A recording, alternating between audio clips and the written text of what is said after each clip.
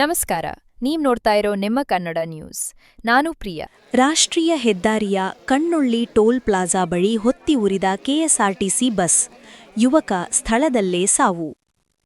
ಕಣ್ಣೊಳ್ಳಿ toll plaza ಬಳಿ bus ಬೆಂಕಿ ಅವಘಡಕ್ಕೆ bike ಕಾರಣವಾಗಿದ್ದು, ಅದರ ಸವಾರ ಸಿಂದಗಿಯ ಅಲ್ಲಾಪುರ ಲೇಔಟ್ನ ಅಭಿಷೇಕ ಸಾಹೇಬ್ ಗೌಡ ನಾಗರಳ್ಳಿ ಸಾವನ್ನಪ್ಪಿದ್ದಾನೆ ಎಂದು ಪೊಲೀಸರು ತಿಳಿಸಿದ್ದಾರೆ.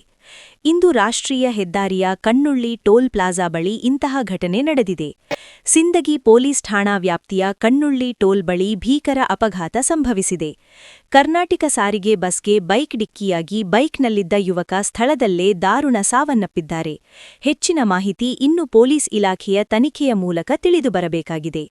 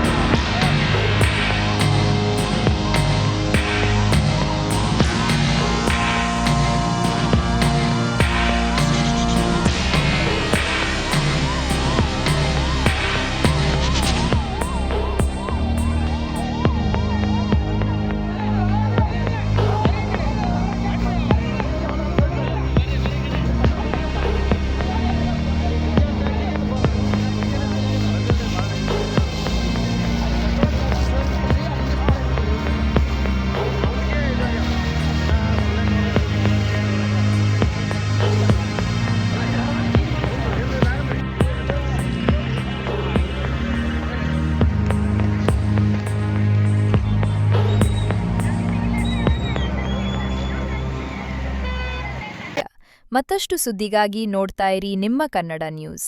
ಲೈಕ್ ಮಾಡಿ, ಸಬ್ಸ್ಕ್ರೈಬ್ ಮಾಡಿ, ಶೇರ್ ಮಾಡುವುದು ಮರೆಯಬೇಡಿ.